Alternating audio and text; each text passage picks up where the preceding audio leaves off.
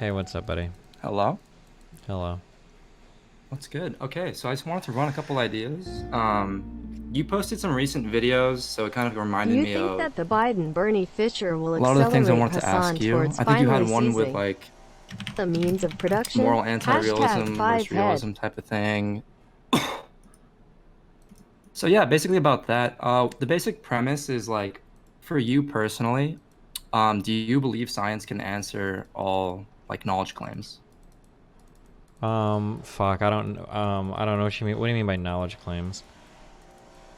Can science give you the answer to all questions, or do you believe that we're just not technology hasn't evolved to a certain point, but eventually, maybe in like 1,000 years, assuming like the human race develops, continues to develop, do you believe science can answer all, possible questions? Fuck, I don't know if there's multiple ways to read this, but I'd probably say no. I would say that most questions are probably unanswerable by science. Like everything that exists in the realms of like epistemology, I would say is unanswerable by science. And science is built on like a whole bunch of presuppositions that are completely outside the boundaries of science. But like within the purview of questions that science can answer, it can answer those. I don't know if that's a satisfying answer or not. I mean, yeah, I agree. But so I guess the main thing is that you consider yourself like, I think you're pretty strongly atheist. Is that true, or is that Yeah, an agnostic atheist, I guess. I claim to what is not. an agnostic atheist? So I think agnosticism is a statement on the types of knowledge I can have, and I would say I can't have knowledge of the supernatural since I'm a materialist. And then atheist means I currently have no belief in a god, so I'd be an atheist. So an agnostic atheist, I think. Oh, well, I think like atheism, I feel like I interpret a slightly stronger potency to it, where it's like you're making a positive claim that God doesn't exist. So my understanding of the terms, and I could be wrong, and we can change it, whatever works for this conversation, is that atheism is just a statement of belief. It's not like a knowledge claim in and of itself. I thought that's what Gnostic or agnostic is. So like an agnostic says you can't have information about the existence of gods, and a Gnostic says you can. And then like an atheist just has no belief in a god, but he doesn't make the claim about whether or not God or doesn't exist. He just claims to not have a belief in one. That's my Okay, understanding of it, so but I could be wrong. I mean, how do you separate the nuance between atheism and agnosticism then, Well, for you? they cover two different realms. Like atheism is just a question like someone's like, "Hey, do you believe in God?" And I'd be like, I could say yes, I'd be a Christian, or I could say no, I'm an atheist. And they're like, "Oh, interesting. Do you think that you can even know about the existence of a God?" And I go, "Oh, so knowledge about his existence would be whether or not I'm an agnostic or a Gnostic. I'm an agnostic. I don't believe that I can have I can have knowledge of things that are super physical, like supernatural. I don't think I can have knowledge of those things." Right. So I think like a lot of the reason why the premise one, or like the very first question I asked you, like that premise of like, can you have knowledge about all things through science is relevant, is because I think the pretty clear answer is that you can't. If you look at things like aesthetics or metaphysics, it seems like science doesn't have a clear way of giving you an answer to these types of questions. Like, so you generally agree with that? Yeah, probably like meta everything, like metaphysics or meta ethics. Well, any ethics probably can't be answered by science. Yeah, I'd say so. Or like anything related to epistemology, I don't believe can be answered scientifically. Yeah. Right. So for me, in that framework, I feel like it can lead you in a direction where a concept like faith kind of is reaffirmed almost. Where, I mean, faith is very generally associated with the concept of religion. Like you have faith in religion, but you can have faith in a number of things. You can have faith in, like a metaphysical concept or an ontological concept. Hmm. But I believe that in modern society, a lot of people tend to discredit faith. I think for sometimes for good reasons, but it seems like it's a too general or wide sweeping of a discreditment, in my opinion. I mean, Hmm. what are your views on like faith in general? I think it's really bad. I think that we can play around at like meta levels, at metaphysical levels. Maybe we could play around to establish some sort of like God figures or whatever. But once we get down to actual like physical levels or like applied positions, then all of those like meta claims are going to fall apart pretty hard, or we're going to have to like radically change how we view things to make them work in a very unsatisfactory way. Okay. Can I like try to say my idea of why you might think faith is like a pretty poor concept, and then you can tell me if you agree Go generally? for it. So, a lot of organized religions have their foundation, in thousands of years of history, ancient traditions, where they maybe don't have, all the knowledge they wish to have about the state of the world. Hmm. So, human nature is to be at pretty unease with that. We don't like that. Whether you call that heuristics or just general unease. The human condition isn't so fond of having so many unanswerable things we don't know about. So, Hmm.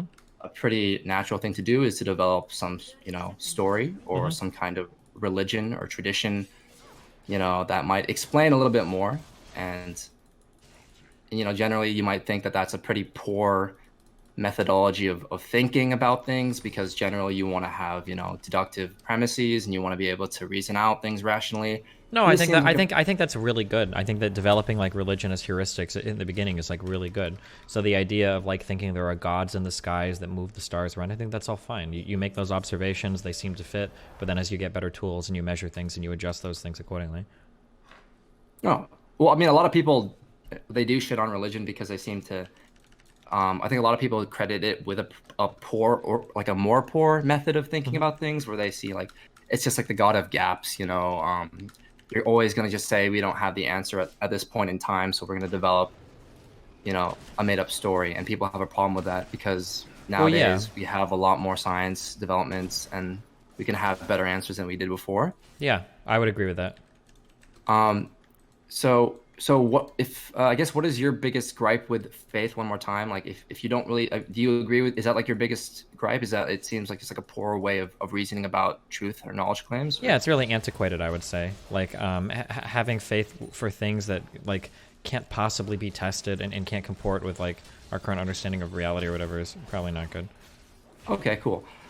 So I guess one thing is, for me, it kind of relates to the first premise, where it's like the fact that we understand that even if we were a more developed society, 1,000 years in the future, we had all the XQCL. access to new theorems or whatnot. Like I think we admitted that we can't have claims about everything. So the concept of faith, instead of just being viewed as an antiquated concept, which it is for some people, it is, right? Like that exists where people ignore logic or reason and they just say, I choose to have faith in this. And I'm not saying that that's a good thing. I'm trying to say that faith as a concept can be justified in certain contexts with like given like premises or like presuppositions, like one of them being that you can't have knowledge about everything. Sure, but I So- mean, like we're I feel like we're playing a linguistic game now, and I'm not going to probably disagree with you. So, like for instance, we have like faith in the laws of logic, right? Like we have faith that deductive reasoning will always work. We have faith that like causality will always be a thing, and like that's a type of faith. But I don't think that faith is the same type of faith as a faith that like denies our current observations or is untestable and is like just totally originates from the mind. Like I think these are two different types of things. We're using the same word for them, but I think they're very different. I wasn't really talking about like faith of like cause and effect. Like I would think that that's like an observable, like a posteriori like law or whatever you might want to call. Like you can observe that, and or like say even more that it's like What types of faith are you talking about then? I'm curious. those things which cannot really be answered by science. So metaphysical questions, or like things that relate to some of the most important questions of the human condition, like just happen to be things that aren't easy to answer, like questions of meaning or purpose of the universe, personal identity, things like that. Those are Yeah. pretty pressing questions for a lot of people. Sure. And so like in terms of just like general importance, a lot of people might agree, these are important questions. We wish we could have the answer to these questions. But it doesn't look like science can answer that. Even if just like science, not science right now, science in the future, it doesn't look like it can ever give us a clear answer. So if that's the case, if there are domains of knowledge which are like incredibly important, you might call them like metaphysical domains, or like things like aesthetics, or like if there are domains that are untouchable by science, which I think a lot of people agree with. I know some like philosophers or like even scientists, a lot of them would probably agree with this premise.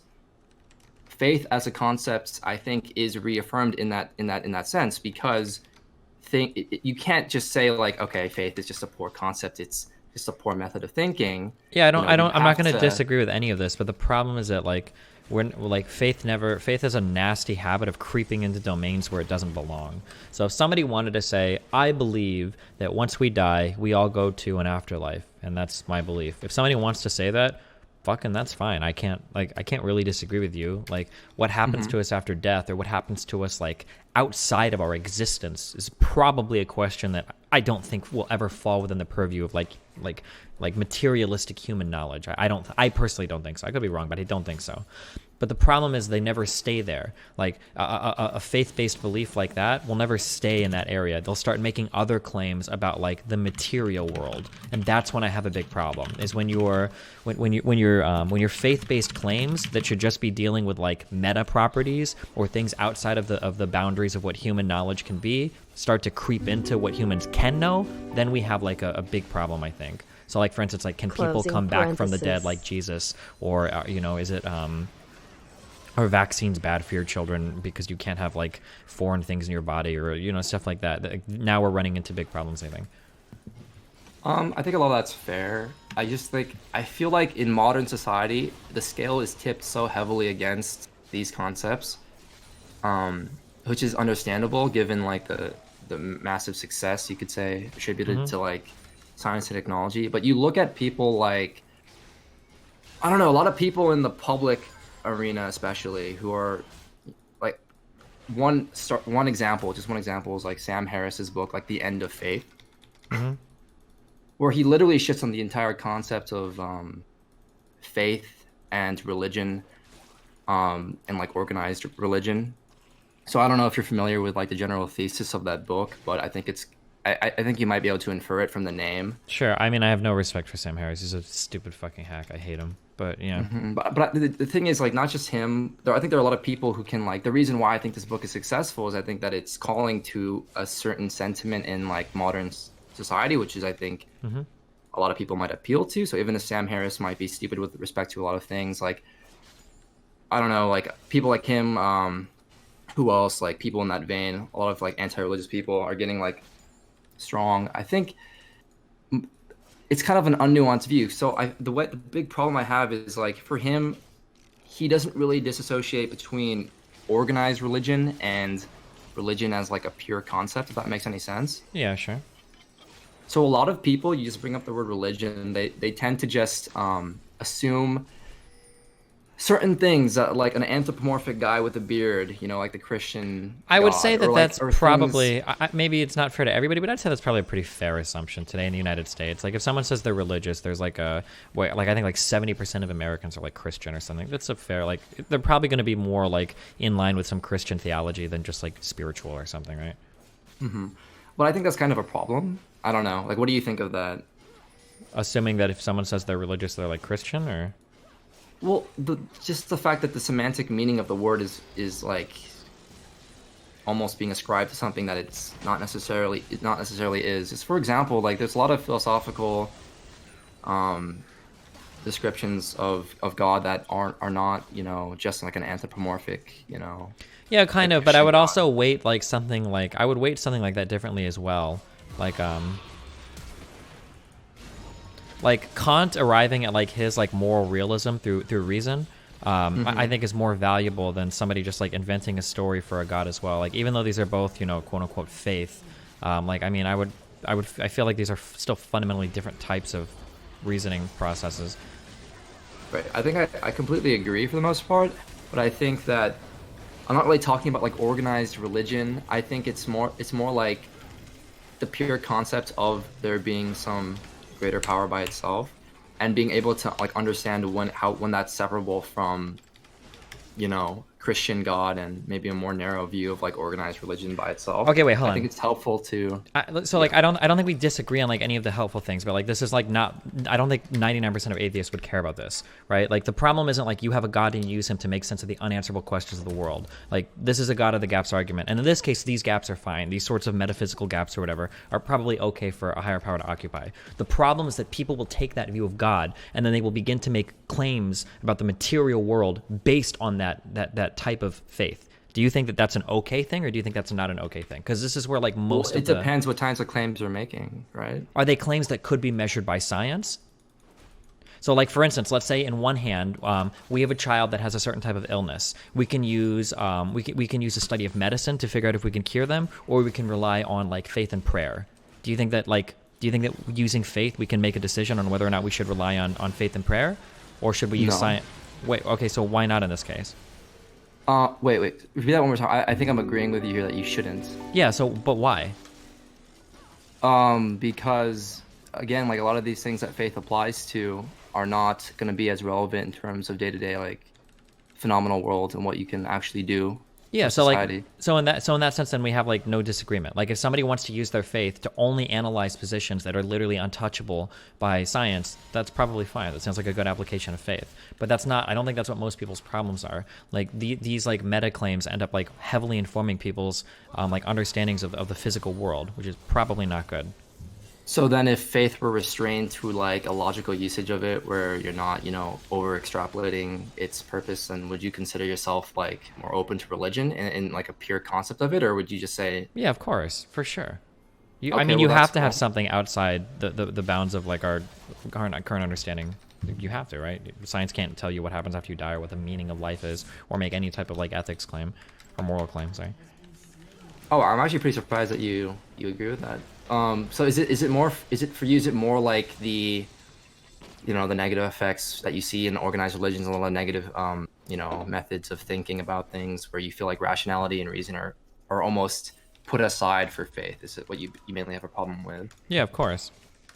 Okay, so I mean, I just feel like the general consensus where religion is ascribed to like, it's a very almost narrow scope because religion is a pure concept and like or like in philosophy, like God isn't, the definition of God isn't restricted like that. But I feel like modern society, almost like semantically, we see like implicitly people are ascribing very specific intuitions about what it might be, and I don't know if that's, the best thing to do.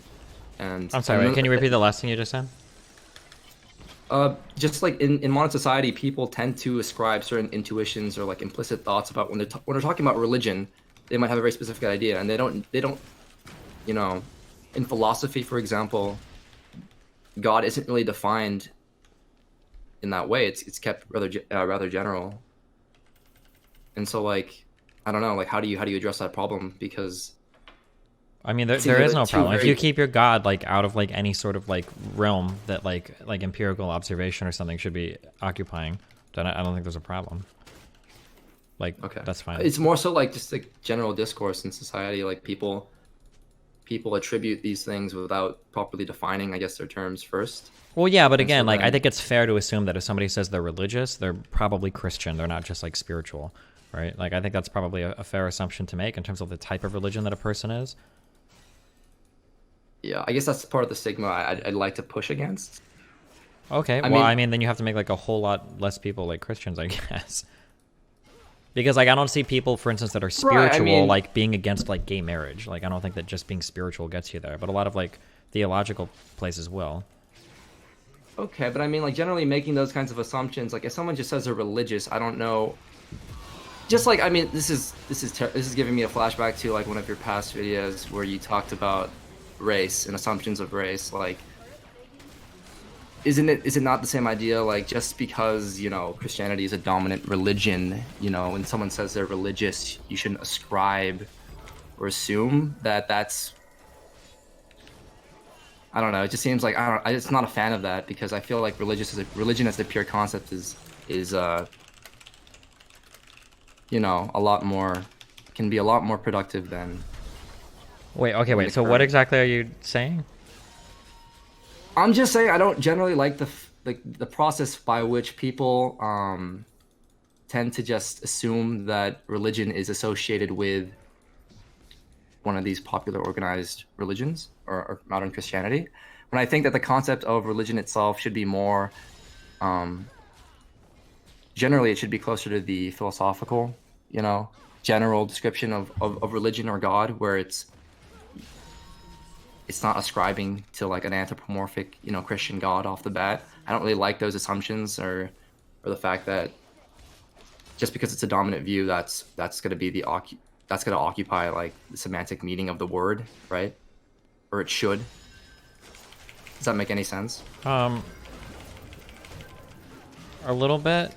Yeah, I like, I guess, yeah. You're saying that like you wish that when people said religious, they wouldn't think of just Christianity. Because it's not. It's more than that, right? It's like It it's like can be, yeah, but I mean, like today in the United States in a common vernacular, that's just not how it's used. I mean, I understand. Mhm. I wish that people wouldn't say begging the question when they just mean raising the question, but I mean that's like I think a lot of philosophical traditions like Kant or Hegel were very influenced by the Christian tradition of God. But I think like there are a lot more sophisticated views of spirituality or religion that transcend just like the historical Christian God. And so for me, it's like kind of frustrating a lot of time when people just assume yeah that is the totality of religion.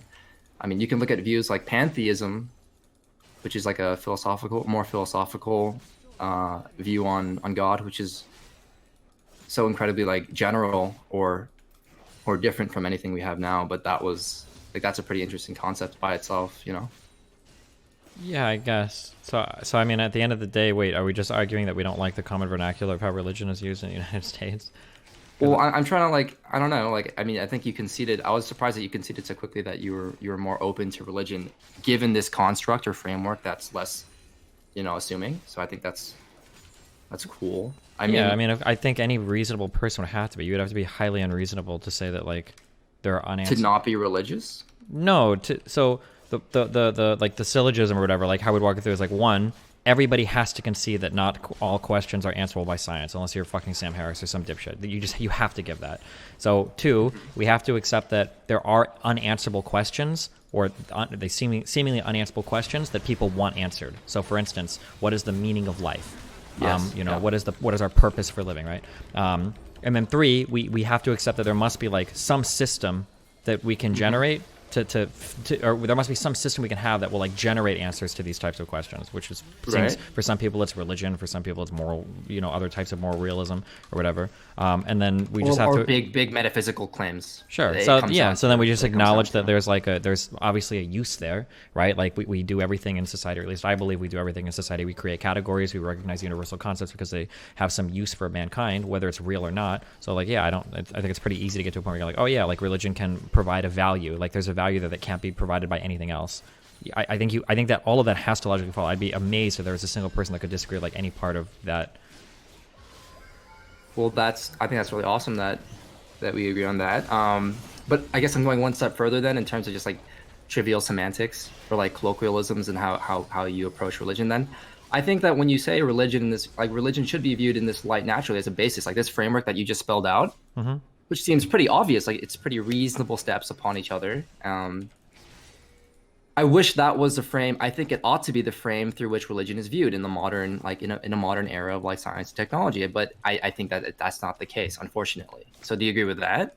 Like, do you agree that when you talk about religion, it should be like this basic framework of like, religious knowledge lies in a domain of knowledge that is valid to have faith in. The concept of faith isn't just a poor method of thinking. It can be, but it also has justification in certain contexts. Yeah, I mean, I don't disagree with you, but I mean, like the fault doesn't lie with the atheists. The fault relies with the religious people. Like religious people have taken religion and make it a really cancerous concept that I would like prefer that people almost just be without at this point. But I mean, like, it'd be great if people could just use like theology to answer the unanswerables and then leave everything else in the realm of like reason. But I mean, it is a joint effort, isn't it? Like there are a lot of. No, I don't think so. I think it squarely falls into the shoulders of Christian people right now. Like. So if scientists understand this framework of religion, but then they keep treating religion in the more narrowed, in its more narrowed kind of terminology or whatnot, I mean, I think scientists already do that already, right? Like, look at how many people, like, I think in America, the majority of scientists even are religious. I don't think that there's like this huge atheist scientific community. I just think that scientists are usually better at like compartmentalizing their beliefs. Like they're religious, but they don't think that like religion explains whatever scientific field they work in, True. I don't know. It's like, the way I see it now, I think that it's kind of dangerous where like you see a lot of bad, like no one's denying the bad aspects of religion. Like organized religion has been used throughout history for a lot of terrible things, dogmatism and just like, but that's not really a fault of religion as a pure concept. It's more, right, that's just a fault of, human power trying to abuse things and control things as it always does. So I wish people would separate those two concepts more, if that makes sense. Like, is that... Sure. And even now, it's like, Yeah, I mean, I guess I don't.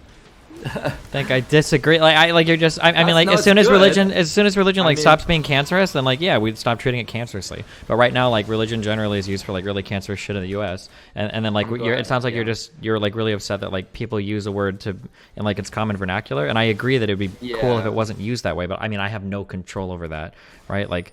I mean, that's like saying that would be like getting like complaining like I don't like how black is used to describe black people because blah blah blah. And it's like okay, I mean I guess, but like that's just like the vernacular that we use right now. Like I can't do anything about that, or I don't know. Yeah, right. Like I don't yeah, I don't know.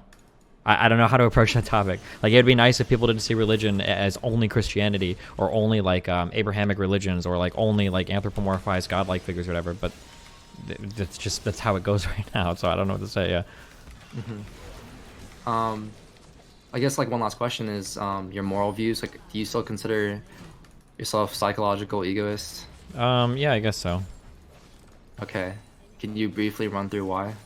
I'm full. Like, I think when it comes to like ethics, I think we're all non-cognitivists. Like we basically just find things that we like, and then we just kind of like we try to develop like a moral system that consistently generates answers that we like. I think all morality is post hoc rationalized. So do you think like we just can't look past our heuristics ever? Or like, is that what you're saying? Like, I think that we have things that we like, and those things will always be the sole thing that informs our moral codes. I think so. Yeah. so I mean, I don't know. It seems pretty radical to think that. It does, but like there's like especially in the context of our last discussion. Yeah, so here's like the easiest way to like prove that ever is like if I take any moral system that like ever Okay. exists ever, and I am able, let's say I'm like I have like pure reason in my brain, like is reincarnated in the ultimate form of pure reason, Oh yeah. and then as that happens, let's say that I'm able to show with this moral system that actually like the optimal moral decision is to rape all children constantly. What is more likely What? that the followers of that moral system are going to say like, okay, we understand what's going on, we're going to rape all children constantly, or that as a non-cognitivist they'll say, oh well actually wait, this feels like shit, like I need a new moral system, this sucks. Like I feel like it would always be the latter and never the former, that our morals are really just a statement of things that we prefer, and that's it. It's nothing more than that. We're never going to let a moral system take us to something that we wouldn't have a preference for otherwise. Okay. So in the context of like the fact of conceding that there might be, some kind of transcendental, metaphysical truth, maybe. And the fact that we can't necessarily know about it through science, does that change anything? Like, does that influence anything? I mean, I don't believe in the non-physical, right? So like I'm a total materialist. So I don't think if there is some sort of like transcendental like meta ethics thing that exists, I don't think we can access it or know about it. Okay. So for you, like, do you believe that just because our heuristics might influence in a certain way, like why does that? You seem to be making like a positive claim that therefore they're invalid, or like therefore. No, they're valid, but I don't think that they're a statement on like on like accessing like moral truth or anything. Okay, so I mean, how do you like moral truth as like some objective like? Just like I think like everything in meta ethics is completely and totally arbitrary and fabricated. Everything in meta ethics is like everything is yeah, complete? every Like, meta what do you mean by ethical like every single meta ethical claim is human constructed in a non-cognitivist way. That's I mean, that. a lot of meta ethics is like very closely informed by neuroscience now. I don't know if that No, changes. what? That's not possible. Well, a lot of the recent work is, I think they're trying to take a more, they're trying to include a more neuroscience You- like approach as well. Where Okay, they're I'll looking ask at, how, but it's literally not possible. But how do you think that? why is it not possible? Because you can't find what is good by poking the human brain. There's just no way to discover that. Well, a lot of meta ethics is like concerned with the presupposed like process through which we even arrive at moral like intuitions or whatnot. And so a lot of the question is like where do those intuitions come from? And for a lot of people, there's like two different schools of thought. Like one of them is that they come from like a Kantian tradition where Yeah, but like, why are these intuitions telling us what's good? That would be the meta-ethical claim, right? well, a lot of meta ethics is also just where do we even get these claims from? Or like what part are they coming from, like rational enterprise, or are they coming from like physiological emotions, right? And so a lot of that is linked to the brain in terms of like where do these ideas originate from? And I think that some of that is being you know, looked at because it's relevant to like a lot of that Humean and Kantian kind of like dichotomy almost, where you're trying to look at where these moral facts even come from. So, I mean, I'd be super interested, not to like nail you down, but like, how could, like, give me an example of how I could ever get like some moral fact from like analyzing somebody's brain. Like, how would that even work? let me look up Jonathan Haidt. So, for example, there's this guy who's pretty popular. He's a social psychologist at in like New York, or so he was very influential in his view of like social intuitionism. So for him, he believes that moral judgments, right, are coming from these kind of intuitive, more automatic processes, rather than conscious reasoning. So for him, he would be more in like the Humean camp, you could say. Yeah, but like even at this, I would have to say like, So I think he looked at those processes, like because it's based off intuition or like an automatic process that originates in the brain, he was able to do, and I don't know the details, but he was able to look a lot. Why a lot of it is very related to like moral psychology is kind of like a new field, I feel like, where they're looking at, so I guess maybe that would have been a better term to use in like neuroscience, but they're looking at, you know, the brain and maybe how it's, I'm assuming how it gets active in certain. sure, but like again, like even like I can go back here and I can say again, like let's say that we poke the brain and we find that the optimal brain state is like skinning alive like other children.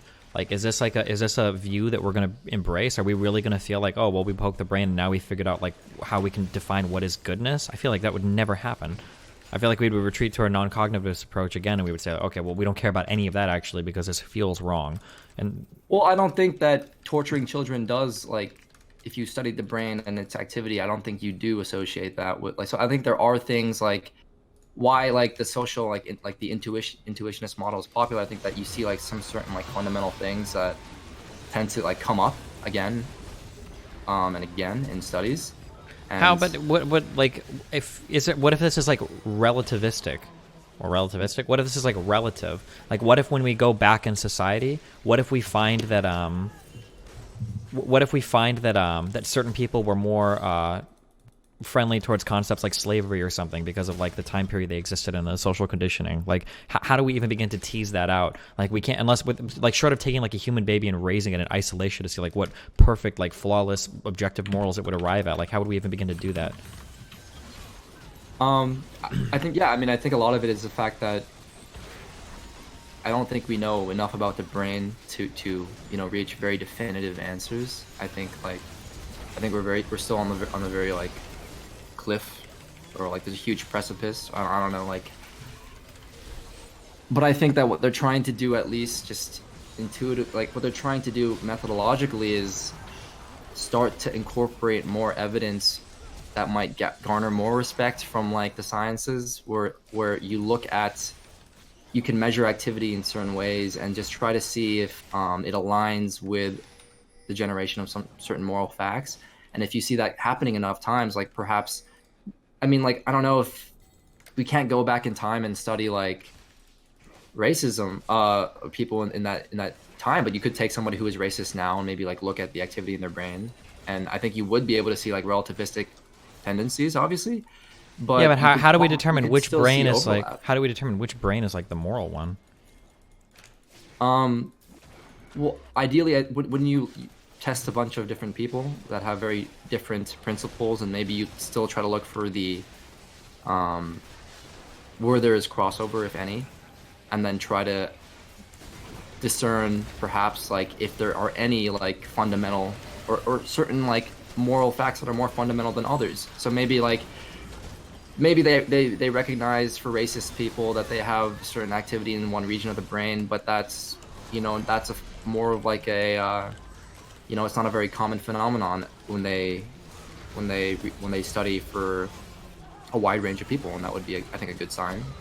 Or like you could try to like approach it that way, you know. Okay, maybe. But I mean, this all started because of like the general claim I was trying to say that moral That's psychology is an emerging field in like metaethics. sure. So yeah, I don't know why were you so surprised by Well, by that? I still don't think that like this idea of like analyzing brain states to figure out like optimal or to figure out like any moral fact just seems like not like not a thing to me, I guess. Like you'd still have to make like decisions on like which brain states you're preferring like one over the other, and all of those seem like they would become incredibly circular. Like I don't, but that's like a much deeper conversation, I guess, than what I feel like having right now. So Yeah. So I mean, like, to say like psychological egoism is justified because we can't know, like, we can't ever know the ultimate truth of everything. It just seems a little bit hyperbolic, like why would you lean so far in that direction instead of like a more balanced, like? well, I think my claim is much easier. My claim is just that since we can't know moral fact, But we that's just like, speak to preferences. But I mean, if you want to make the positive assertion that we can know moral fact, then I'd be very curious to hear like how do you come to know what is like moral fact? Which, if you could answer that, you would like literally solve philosophy, right? Like, well, I mean, I think a lot of the problem with skepticism is that you tend to give yourself less onus because of a skeptical position than you actually need to make that to hold that position. Like you need to, like, your position is as valenced as the position that there are moral facts. So like you need to make a positive argument for why there right? are But I not thought moral facts. I feel like That make sense, like, I don't think so. I mean, like you're the one I making mean, the why positive not? claim because you're the one making the positive claim.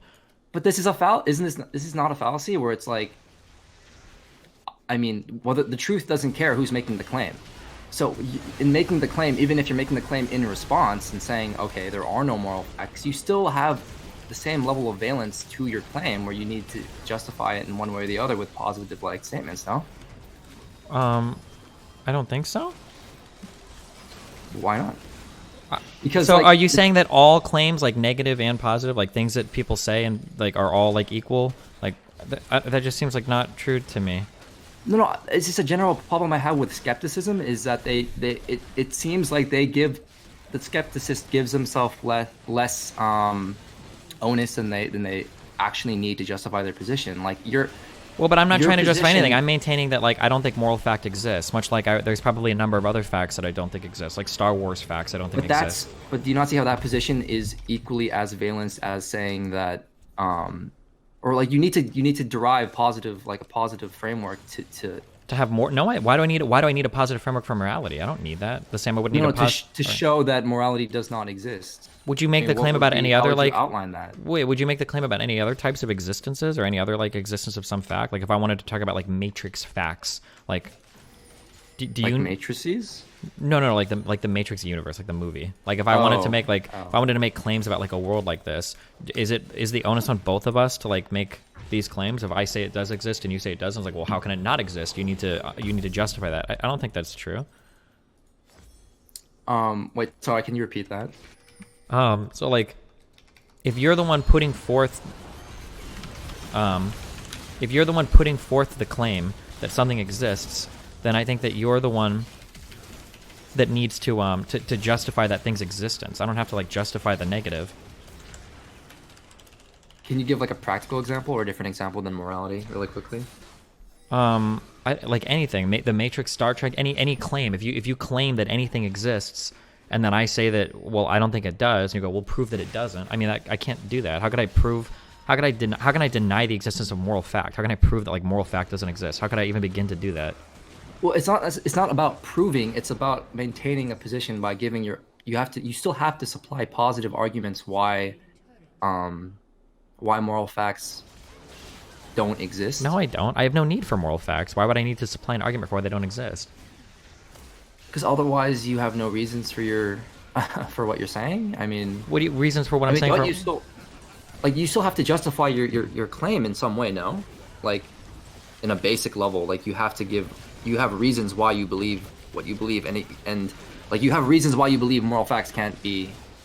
Why I don't moral need facts reasons to exist. believe why moral fact doesn't exist. I would need a reason to believe why they do exist, right? You would need reasons for both, wouldn't you? No, you don't have reasons for why something doesn't exist. I don't think so, right? I don't know. It feels a little bit. It feels like a. I don't know. It feels a little bit like you're cheating. Like the skeptical position can just say. Well, I mean, what could you? Well, Can you spin it your for default anything? position, you would agree that your default position is like skeptical on everything, right? Like that's your default, unless provided an argument otherwise, right? I mean, I guess like full on Descartes, maybe not, but Wait, so are I you think it's good. okay? Oh, I don't know. Okay. So the problem I have is like I feel like you can just say I don't believe in moral facts. I don't need to justify any reason why I don't believe in morality, so therefore I can be psychological egoist. Seems a little bit vacuous. I don't know. Well, but you have no Maybe I'm arguments for the existence of moral fact, and it seems to me like evident that there are no moral facts, and you can't point to any. I can give arguments. I was just trying to ask what your arguments against them were. Oh wait, well first. then, so my default position would be to be skeptical of anything. Of course, that's your default, is to be skeptical of something. Okay, so I mean, just in general, like, do you believe like in normativity as a concept? What do you mean by normativity? I'll look up a simplest definition. Like just like normative statements? Or? Establishing relating to like standard or norm. So I'm thinking normative in terms like of like finding good. You know. I think I believe. I don't think Being normative anonymous is good. necessarily means good, but I do believe like in normative statements. I think, yeah. Okay, so I mean, here's a definition from Wikipedia. So normative generally means a relating evaluative standard. Normativity is a phenomenon in human societies of designating some actions or outcomes as good or desirable or permissible, and Okay. others as bad or okay. Yeah, those aren't necessarily So- that those words though, bad or good, aren't necessarily moral. So like for instance, like Right, a okay, normative but- claim here would be something like Fine. like it would be good to fill the glass Uh-huh. up in order to fill it full of water or something, right? Like that's not necessarily a moral claim, right? The reason I bring it up is because I think that one framework that was developed by a philosopher, Christine Korsgaard, I think what she tried to do was develop a theory of normativity that almost paralleled a moral kind of argument as well. Where for her, like a normative argument in terms of just basic things like finding a good chair to sit in, for example, right? This is just a practical problem that comes up in the empirical world. You know, you might have a problem where you are tired and you want to sit in something. And so like normativity in that sense might be something that is just a good solution to a given Yeah, problem. yeah, of course, yeah, I that agree, yeah. That arises in the phenomenal world. And I think that the step she made, and obviously I don't know all the specifics, but like it was kind of an interesting idea, is that you can actually associate the same type of framework on morality. It's not that different. In fact, humans, so you might have like the problem of you want to sit down, in which case it's a very physical problem, like you need to find a good chair or suitable, you know, device to sit in. Or you might have like a bowl of soup, and a good normative solution might be like a spoon is good at, you know, carrying soup to your mouth. So as an object, it has a normative purpose in that sense. You know, it's a good solution to a problem. So I think the step she made was to say that morality is so different. Because humans are beings that, you know, appear in the phenomenal world, and humans have problems that happen to be more complicated than your everyday problems. But normativity as a concept, and for morality, you can also just view it in that similar type of lens, I think, where you look at maybe the best solutions to some kind of phenomenal issues, and then you say, what is normative, so your normative theory of what is good might be associated with the solution to those issues, which happen to be very human problems. Okay, hold on, I'm super lost. Okay, hit me up with your 20-second argument in favor of a meta-ethical position. Go, or on moral realism or whatever, on the existence of moral fact. It's basically like you can take a normative theory of what is good and give an example, like you have some kind of phenomenal problem you experience. Yeah, like give me an example of that. And okay, so you want to eat soup. A good normative solution might be a spoon as a device because it's good at doing its served purpose, right? So this is kind of like, I think, like an Aristotelian Okay. concept of like purpose. or you might have this problem where you want to sit down, and a normative solution might be finding a suitable chair. Do you think that those normative solutions are the same as moral fact? Well, that was the jump she was making, because Yeah, but I guess I don't agree with that. human. Though. I mean, humans are just empirical beings, right? We're just like other issues that arrive that arise in the universe. We have our own issues that arise. We're phenomenal entities. So why do you ascribe a difference? Like normativity as a concept can be similar in that sense between humans, and obviously we're going to have more complicated problems, but there is still like normativity can be applied to moral issues. Do you agree, or is No, there I an issue I there? don't. I guess like Why? can you state a normative like a moral thing this way? Like so, for instance, if I say like in order to sit in the chair, I need to like bend my legs and put my ass on the chair. Like that would be like a normative statement. But now give me an example Right. of that with morals.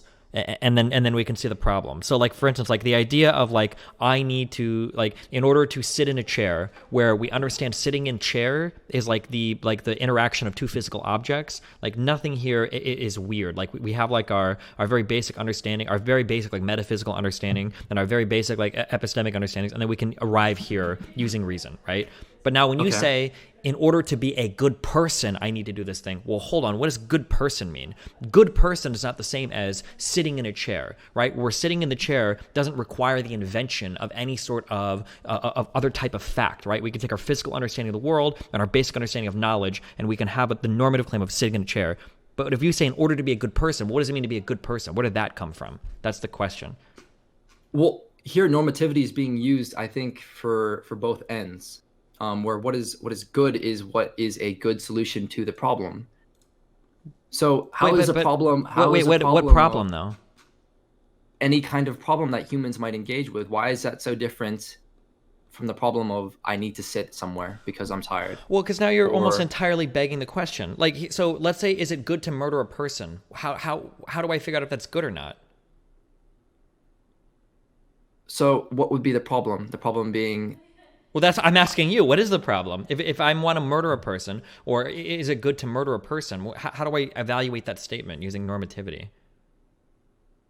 so I guess what the circumstance would be like, you need to murder this person for what ends, and then if again asking yourself if murdering that person would be a good solution to whatever purpose you have initially with. Oh, sure. So trying to like, but murder that kind of person. normativity doesn't involve any moral fact, does it?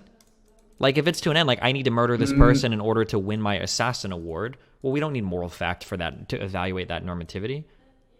Well, maybe not like a universal, like transcendental moral fact, but you have I think like a normative grounding that kind of arises naturally. Okay, well, let's More say than that viewing we've it as grounded some kind ourselves of- here. How do I get to any type of virtuosity using this normative grounding? Where do I ever find a moral fact using this method? Or how do I ever be able to make a moral statement using this method of building? Like, That human action which supplies the greatest the is greatest the amount of best utility? at solving or- whatever problem. I wasn't going to say utility, but like it depends on the issue. Like, so the issue of like So, like here, we've already moved on. Personal- Well, the problem is now we've moved from meta ethics into normative ethics, though. Like now we're trying to figure out, well, what is the best way? Like, what is the best thing to solve whatever problem? Well, now we're in normative ethics, but let's back up. We're still in meta ethics. I'm trying to ask, why should we even value that? Why is the solution that produces like a good amount of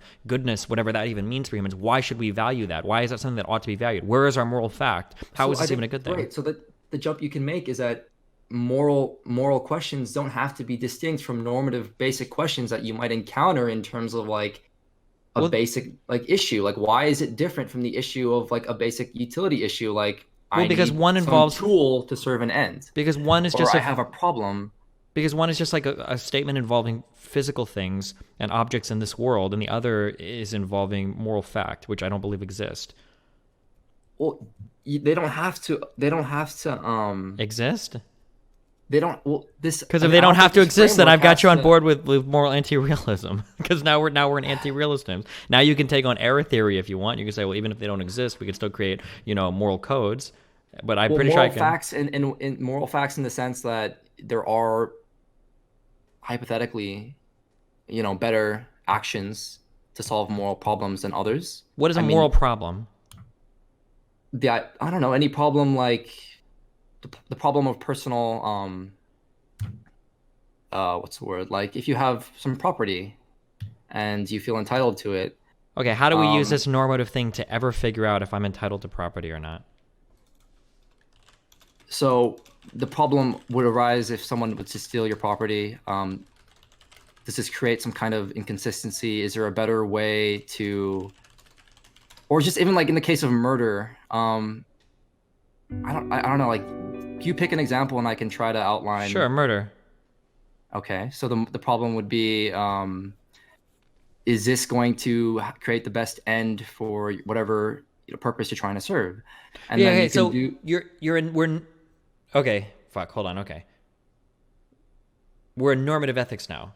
Right? Am I wrong on that? But why do the two have to be distinct inherently? Like, why can't normativity be?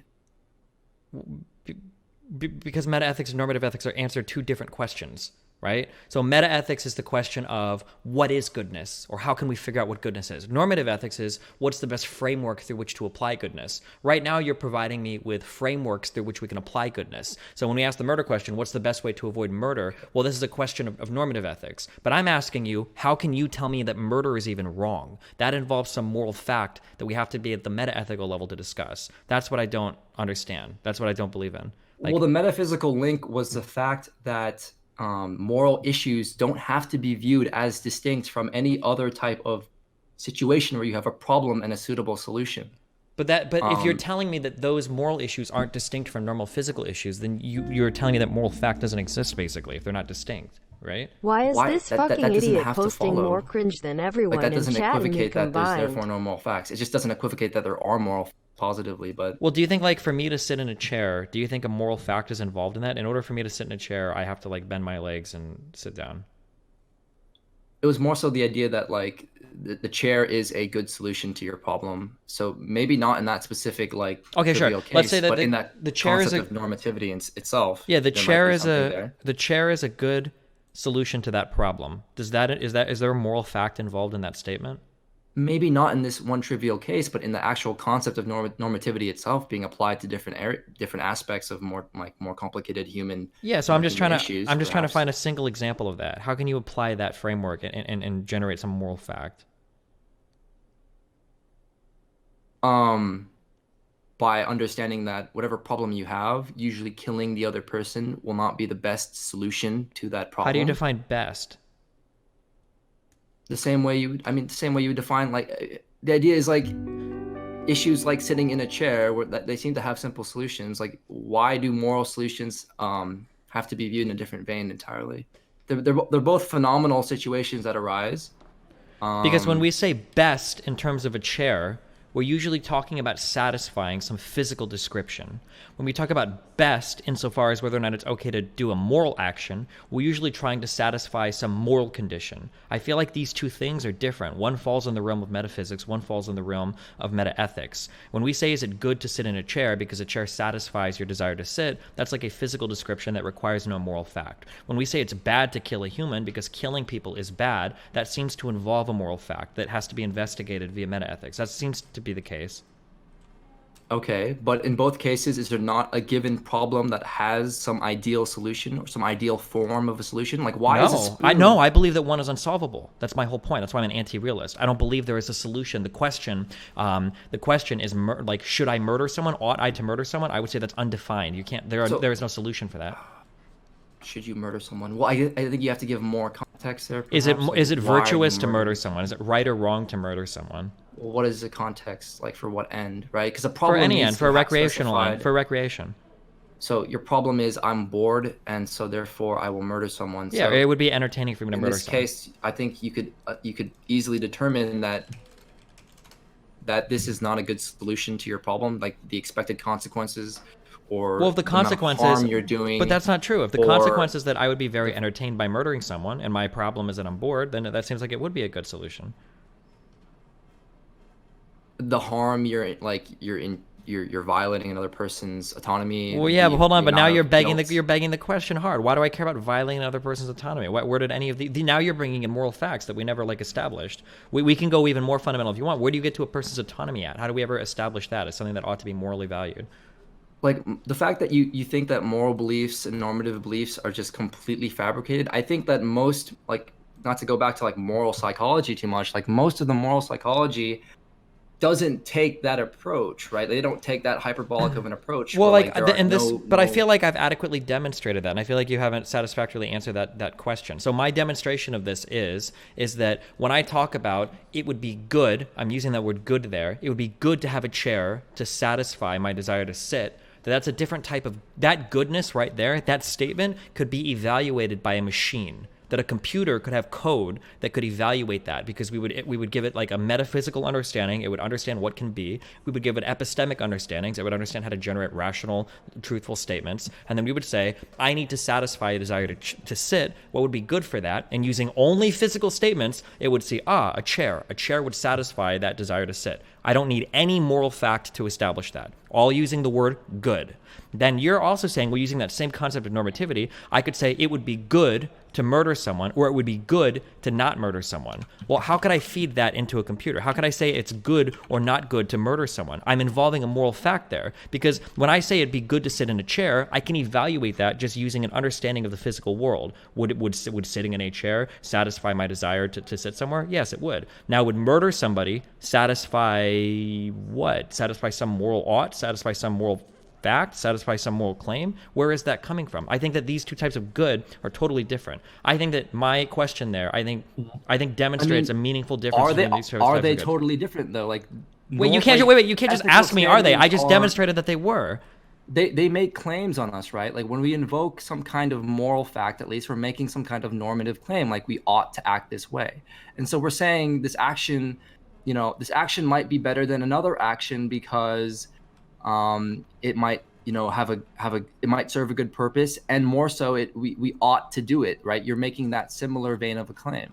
I don't think I think I think that we're playing a language game though, and it's hiding what we mean by these words. If I say you ought to sit in a chair because it satisfies your urge to sit, that's a different type of ought. Even though the word is the same, that's a different type of ought as you ought to respect your mother and father. I think these two oughts I think are very different from one another. One is a moral claim, one is just a normative claim. Okay, so for you, what would it take for moral claims to be true, or moral facts to be true? Like, what evidence would you need? We would Maybe have to establish a moral fact that is a necessary condition for existence. That's what would have to happen. And I believe right now that we can exist without moral fact. This we guy can never exist. stops speaking. Of You course ought we to can, kick him but from the the... idea is what we're striving towards, and if society might be better off with the accumulation of this knowledge, right? So wait. You're saying we can exist without moral fact? Or are we right now? Like, what do you mean by that? Well, I don't think we can exist without like epistemic norms, or at least the norm, or hopefully the things that those approximate to. I don't think we can exist without like an understanding, like a metaphysical understanding. Like I think existence would devolve into absurdity without those things. But I think we can exist quite easily without moral fact. I mean, the fact that we've spent thousands of years of philosophy trying to figure out if moral fact even exists, I think points to that. But we don't seem to have the same questions about whether or not the reality that we live in exists, right? That seems to be something that we all like pretty much assume. I mean, I think that's pretty obvious. I don't think that's relevant to whether or not they exist, though. Well, it seems to me then that if we can exist without moral fact, that moral fact is something that we invent, which would be my anti-realist position. Like moral fact doesn't actually exist. We invent it because it's a convenient way to answer certain questions for us. Okay, so I think that a lot of moral psychology, I think, finds some kind of moral beliefs that seem to appear or have some kind of fundamental basis for humans. And I think that there was an interesting study where it was like, I mean, they would look at different groups of people, right? So they would look at Democrats or Republicans, for example, and they would see that based on political association, people might have a higher emphasis in one area or Yeah, but like another. how are we ever establishing a moral fact here? We're just poking around to find out what makes people happy. Like this is literally the ultimate non-cognitivist argument. Like you're literally telling me that this is just what people like. That's my argument for what morality is. It's just people's preferences. This feels like the egoist For position. you, does moral fact have to be like synonymous with like some kind of transcendental objective, like universal, like? Well, yeah. Like, you can have a If moral fact isn't transcendental, then it's entirely subsumed within our current scientific knowledge. Then it's not transcendental. It's just an understanding of the physical world. Like it falls squarely within our understanding of science, and then all moral questions all of a sudden become answerable by science, which is kind of scary. But Right. wait. Do you understand the distinction? Like if moral fact isn't transcendent of the physical world, then it's necessarily like subsumed by the physical world, right? It has to exist outside the physical world. Otherwise, it's Right. contained within. I don't want to yield Uh-huh. that, there are no moral facts, but just as a follow-up question, like if that's the case where we discard moral realism, even in that domain, Mhm. do you like that doesn't get you to psychological egoism, does it? Like It's a hop and a psychological skip, but it's pretty egoism, quick. Yeah, I think. uh, Psychological egoism is. I mean, you've got descriptive. can I give you this definition and you can tell me if it's so I have this definition Well, that- firstly, wait. Are you dealing with descriptive egoism, or are you going to give me the ethical egoism position? Because there are two different forms of psychological egoism. well, what about just general definition, which is the Well, thesis that all our intrinsic desires are egoistic? Sure. Or So this is the descriptive position, sure, which I absolutely so- believe in. Yeah. All of our intrinsic desires are egoistic. So how do you explain certain phenomenon or studies where they tend to show some degree of altruism? Not You that- have not that you it's- have a preference for altruism, then you would have a preference. You would be appealing to some other thing that you have a preference for. Okay, where it's like only because it made you happy is the reason why you were choosing. Yeah, the you chose it altruistic. because you had a preference for that thing. Yeah.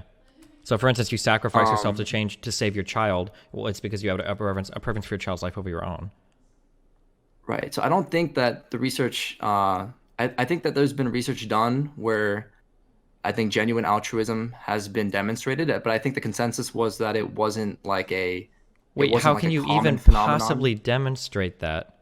There's no possible way you could demonstrate genuine altruism. Like we are very squarely in like a meta realm right now we can't we can't escape the meta realm that we're discussing right now by giving me like a physical observation.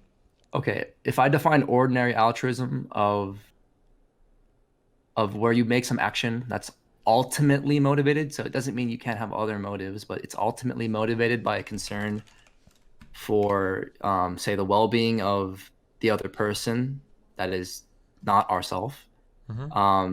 Is that a problematic definition, or are you fine with that definition for ordinary altruism? That's fine, sure. So I think, like, again, because we know so little about the brain, it's hard for us to determine, a priori if like we can have ordinary altruism in the brain. But I think that they were able to show, and I'm trying to look for some of these examples, but I think they were able to show like. Wait, hold on. Are you definitely? I remember. wait. just Are you a big Sam Harris fan? No. Okay. No, Because what? do you know the concept of scientism? Can you explain it? It's the belief that science basically, like all of philosophy, is subsumed by science. That science can solve all problems. No, that was the whole thing I was trying to prove against in the beginning. I thought that, but Or now argue you're literally against. giving me arguments that science is solving meta-ethics. That's what you've been arguing in favor of. I'm just trying to show that you get evidence where people seem to have certain tendencies. It doesn't mean that we're getting close to solving everything. Yeah, we're but literally having certain tendencies, these are just descriptions of the physical world. This is just a description. This doesn't get us any moral oughts. This doesn't get us any moral fact. okay. So remember, we're going off to the point where, even regardless of moral fact, where is psychological ego? How is that justified, even if there are no moral facts, right? And then you Well, think the I opposite think of so, like- egoism. well, I the think- opposite of egoism might be altruism as a concept, right? Is that? I So think that's fair. I think I only believe in psychological egoism insofar as a description of the world. I don't believe in ethical egoism, which is a separate thing, which says we ought to act in our own interests. I think I don't do that claim. I just believe in psychological egoism as a description of how people function. Like, it's my way of explaining non-cognitivism, that basically our moral systems, our moral facts are just things that we feel are good. That's all it is. Okay, so even altruism for you would be just one more rare kind of phenomenon of a more egoistic drive. Yeah, of course. That somebody does something because they have a preference for it. Maybe they were trained in the military to sacrifice themselves for their brothers, or maybe they have a strong biological attachment to a child, or maybe they put the lives of their friends over their own because that's the kind of person they are. But ultimately, at the end of the day, these are all preferences that are developed, that we have.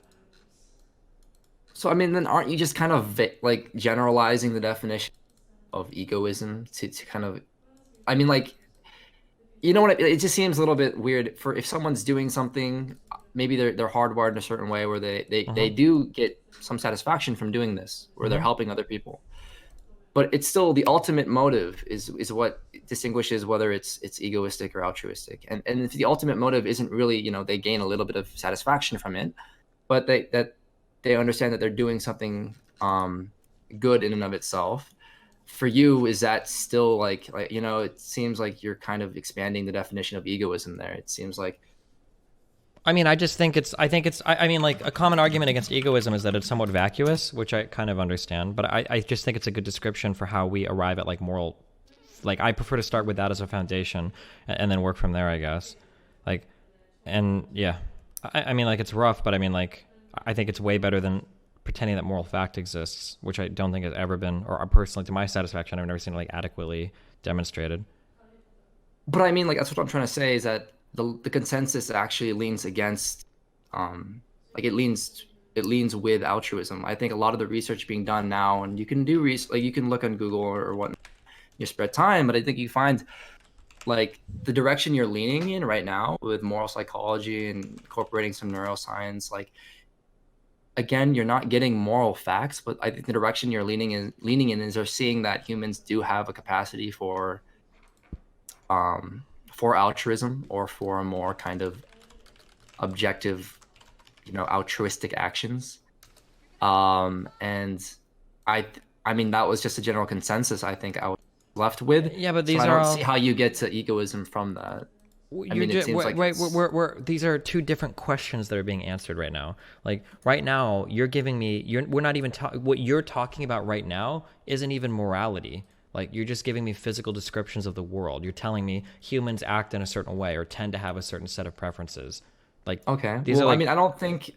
Well, ultimately, for me, I probably would associate, you know, moral facts with the kind of metaphysical truth. I don't think they're distinct. So, well, I if mean, you think that moral things facts are the that- same as saying that, like sitting in a chair. So, like, would you say that, like, okay, so then here's a question. Would you say that you ought not to kill somebody is similar to you ought not to sit on a spoon if you're trying to sit somewhere to rest, right? Do you think that these two statements are similar, like, on a moral level? These are both similarly moral statements? I think they're similar in a normative level, but more not. Okay, in but a moral. that doesn't answer anything, because all moral statements are normative, but not all normative statements are moral. So that doesn't tell us anything. Exactly. So you do think there is a meaningful difference between these two things? Sure. Okay, wait, then that's all I've been saying. So if there's a meaningful difference between these two things, then going back to your other statement, if you ought to or ought not to do something in a moral sense, what moral fact are you appealing to figure out how you decide whether you should or shouldn't do something? Well, that's what I was going to say. Like, I think that you have to go to some kind of if you're not a moral realist, then you're in a realm of like moral psychology and meta ethics and whatnot. But I think if you're not in that camp, then you do have to appeal to some kind of greater power or like some kind of transcendental, you know, like absolute spirit, some like Hegelian concept or some Kantian concept, which I think is fine. But I can't convince you of that, like, for the similar reasons of the first premise that I tried to propose, which is that you can't know. The problem is you can't scientifically know truth about all of these things. Well, we're not even using science here. We're just using like basic like truth statements, right? This isn't a discussion of what we can scientifically analyze. But like the problem is, here is your argument. You're saying that I can prove that moral fact exists, and then I say how, and you go, well, well, let's start with normativity. Do you believe in normativity? And I go like, okay, well, what do you mean? It's like, well, normativity is in order to satisfy some end, we ought to do something. And it's like, okay, sure, I believe in normativity. Like, well, in that case, from normativity, you get to moral fact. It's like, well, wait, how? Let's take this example A and example B, where B involves moral fact and A involves no moral fact. And I say, are these the same thing? And you go, well, no, they're entirely different. But your whole argument is that I could get from A to B, but now you're telling me since these two examples are different, now we need to invoke some other argument, or we need to get some other way to generate moral fact, because your normativity argument didn't seem to get us to moral fact, since you're telling me there's a difference between a moral statement and just a normative statement. Okay, so let me try to rephrase. I think the normative case, and I guess I didn't communicate this well enough in the beginning, but I don't think the normative case is going to get you to a justification of moral realism, and I don't think that was my intention. I think it was more so to get you to a workable landscape where you could have meaningful, I guess, moral knowledge or moral beliefs. How? Due to the fact that their normative questions are inherently, they're not one-to-one correspondence, but they have similar characteristics to moral issues, like human. I mean, a cat has similar characteristics to an elephant. That doesn't mean anything, though. I mean, I think that the relationship is closer than that. I mean, okay, but the relationship seems to be different in all the important areas, such that the difference is that one establishes moral fact, and then the other doesn't establish, has nothing to do with moral fact. And this is the important part of why we brought in normativity at all in the first place, because it was supposed to get us to moral fact. I mean, I just think that there's a drop in communication there, where I wasn't trying to say moral fact in like a universalizable sense, which I guess is like, that's a colloquial, I guess, definition of it. I think then you have to appeal to things which can't be necessarily or easily Okay, wait, so then out. Do we have any way of ever using any of the normativity, all this stuff we brought in, do we have any way of ever talking about any moral fact at all? I think you have a way of constructing a pretty sound moral system based off like a normative theory for what's good. From like a meta ethics level, how have we gotten any closer to answering a question of like, what is goodness or what is virtue? Well, I mean, there's a number of different approaches. Like one approach was like the Jonathan Haidt example, where you look at general intuitions you see in the human brain. But but that's just intuitionism. Like, we don't need. I mean, it's one approach. I'm not saying it's like the best approach or it's a true approach, but I think it's one that's. One example is where like, if you see certain phenomenon happening repeatedly, or you see, general regions of the brain being stimulated. Yeah, but this is literally what Hume made fun of people for. You're jumping right from an is right into an ought. Just because I analyze an is in the human brain doesn't mean I get a moral ought from that. There's no way to generate. And again, you're doing the Sam Harris thing where you're subsuming morality and metaethics within the realm of science. You're saying that by analyzing a brain, I can generate moral fact. Well, Hume would actually be a fan of moral intuitionism, really coming from rational discipline or rationalist school of thought. It's coming from the fact that we have certain physiological, like, or I don't know, like intuitionism is kind of lying in a special like area, in between like rationality and like, physiological states. So it's kind of unique in that. I'm not really sure, but again, like I don't see how is this trying to like, you're not trying to like advocate for absolute truth here in terms of like, like moral realists, independent of reality type of truth. I think that you're just trying to build, but I'm not saying that you can't do that. I think that you can, but I'm saying that you can still build like a consistent framework of morality where you're not, it's not universally like objective, but it's still able to be, productive or effective in human society. And still not inconsistent with universal truth. Okay. And that's where faith comes in. Gotcha. All right. Okay. Do you have any final words for the chat?